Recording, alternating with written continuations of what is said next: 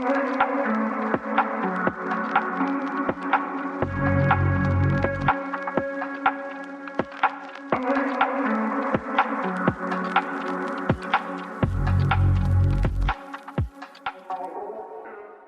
and welcome back to another episode of the Grow Through It podcast.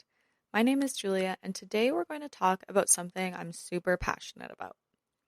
I've been seeing so many recipes on TikTok lately that are labeled as healthy or low calorie, and honestly, it's wild that these types of foods are being labeled as wellness.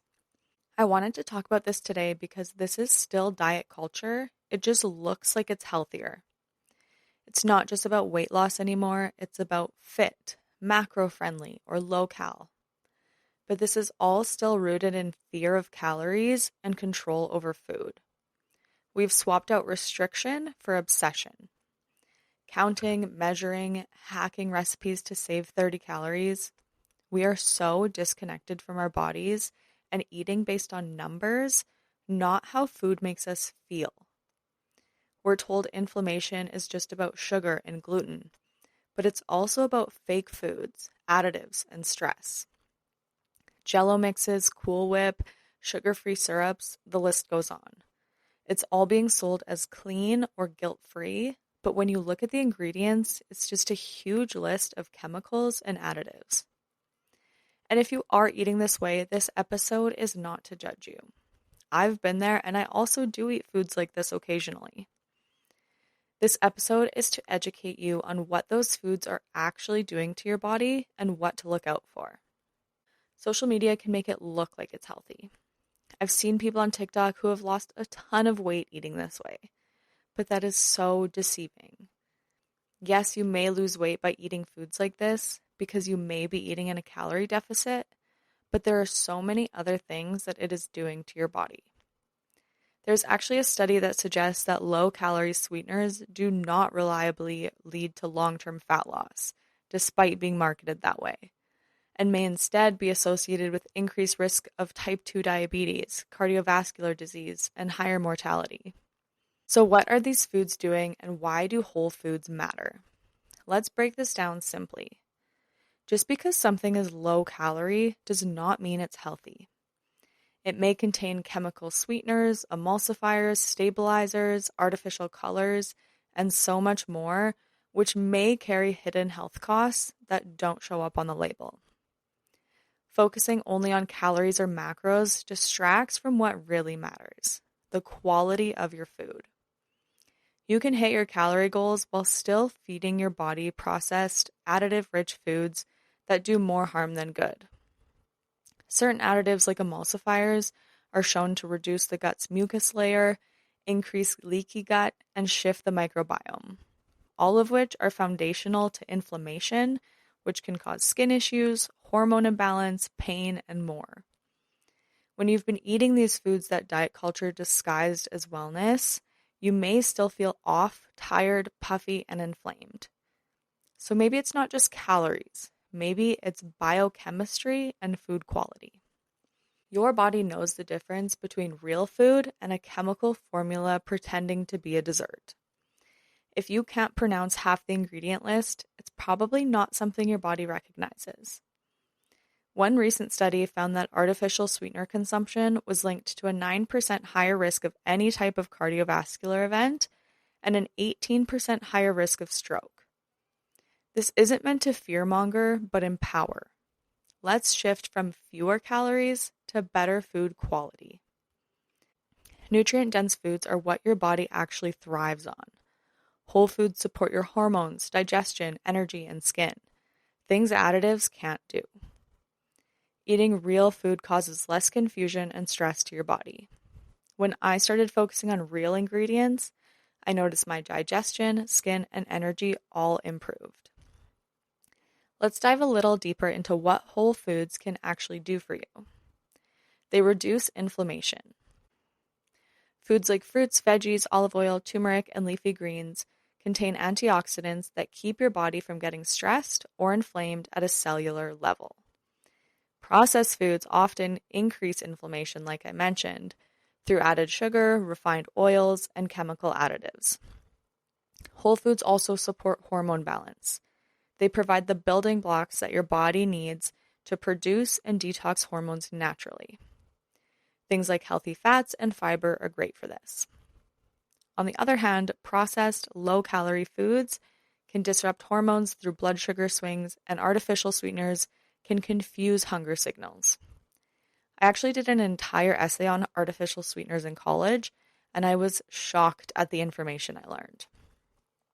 Whole foods also improve your gut and your mood. Foods rich in fiber and polyphenols nourish gut bacteria, which directly affect serotonin and overall mood. And it's not just physical. These foods can affect your mood, anxiety, and focus too. What you eat literally shapes your brain chemistry. Additives and preservatives do the opposite, harming your gut lining and microbiome diversity. Whole foods also stabilize blood sugar and energy. These foods digest more slowly, which keeps energy steady and prevents crashes. Artificial sweeteners and refined carbs can trick your body, causing insulin spikes and fatigue later on. Whole foods can also improve your skin. Antioxidants, vitamins, and minerals support collagen production and reduce acne and dullness. Processed foods are linked to breakouts and premature aging. Whole foods help you detox naturally. Organs like your liver and kidneys rely on nutrients from whole foods to flush toxins properly. Chemically filled packaged foods add to your toxic load, forcing your body to work harder to cleanse itself. Lastly, whole foods promote longevity. Eating a healthy diet is consistently linked to a longer life, lower rates of disease, and better mental health.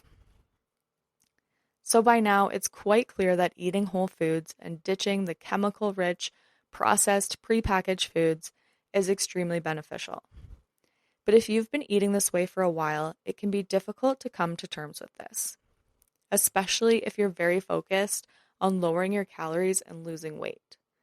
So let's reframe healthy eating.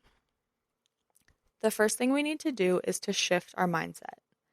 Instead of thinking, how few calories can I eat? Think, how can I fuel and care for my body?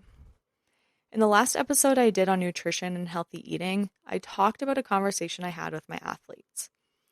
They were acting a little crazy one day, and it was right after they had snack.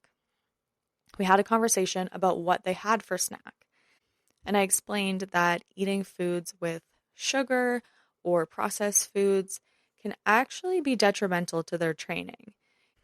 Eating more whole foods with healthy carbs, fats, and proteins can be really beneficial for their training, and they're going to have so much more energy. They talked about how after snack, they often get really tired, and that's why they act out a little bit. So I explained how food is meant to fuel them. Another mindset shift can be, instead of thinking about low-calorie swaps, think about, what can I eat that satisfies me and keeps me full? There's nothing wrong with finding swaps for more unhealthy meals. Just recently, I asked ChatGPT to help me come up with a recipe that mimics this amazing bacon breakfast poutine I had at a restaurant. But I didn't focus on getting it as low-cal as possible. I asked it to make it fit my nutrition needs, which are gluten and dairy-free, anti-inflammatory, and low histamine. It gave me real food options, and it sounds delicious. And yes, it still stays within my calorie goals, but without the sacrifice of processed foods. The next thing you can do to reframe healthy eating is to pay attention to how food feels, not what it's labeled as. There are certain whole foods that actually don't agree with me, so I limit or avoid those foods. And I definitely notice I feel so much worse when I do eat those processed foods. So it's really important to just focus on how food makes you feel. The next thing to do is to ask yourself, does this nourish me or just distract me from my hunger? I know for me, many of those packaged foods don't ever really fill me up. I may feel satisfied for a moment, but the hunger comes right back and I feel way worse. Usually, it also makes me crave more sugar. Since I started eating anti-inflammatory and low histamine, I noticed how much more these meals fill me up and nourish my body. It's also important to look for simple ingredient lists. The fewer the ingredients, the better. and make sure you can actually pronounce them. Food labels can be so misleading and are often just not true. Usually, if a label has low calorie, 0 calorie, or low sugar, it's usually filled with chemicals and additives to make up for that taste. The best thing to do actually is to eat foods that don't come with an ingredient list. Foods that grew, not the ones that were made. Lastly, eating healthy doesn't mean eating less. Yes, eating in a calorie deficit will help with weight loss, and I also eat in a calorie deficit. But you have to focus on whole, balanced, and supportive foods. You may think these low-calorie options will help you lose weight, but at what cost? These healthy TikTok recipes that use a sugar-free pudding mix or Cool Whip, the calories might be low, but what about the additive load, the emulsifiers, the sweeteners that research is increasingly suggesting may impair your gut, alter your metabolism, and raise risks that go far deeper than the scale? Your health is so much more important than eating low-calorie foods. You deserve to eat real food that makes you feel alive, not just diet-approved foods that check a box. Remember, calories are not the enemy. The real problem is about the disconnection from our bodies. And I'm not saying you can only eat whole foods the rest of your life. It's okay to have these foods occasionally, but make sure it's actually occasionally, not every day. I'm all about balance, and I treat myself here and there too. But I see so many people eating this way every single day, and just filling their bodies with chemicals and stuff your body should not be consuming. Our bodies are resilient, but when these foods become the norm instead of the exception, that's when the problems start to show. You don't have to overhaul everything overnight. Start by swapping one packaged item for a real food version and notice how your body feels. That's where true wellness begins. So let's stop letting diet culture disguise itself as wellness. Real health is about nourishment, not numbers. I'd love for you to reflect on this. What's one swap you can make this week that feels more nourishing, not restrictive? That is it for today's episode. I really hope it helped you see the other side of diet culture, and I hope you learned how you can properly nourish your body. If you have any questions, feel free to DM me on Instagram at growthroughit.pod or use the link in the show notes to anonymously ask questions or suggest future topic ideas. If you enjoyed this episode, I would be so grateful if you would rate, review, follow, or subscribe, and share it with someone you think would benefit from it. Thank you so much for listening, and remember that you are worthy. See you next time.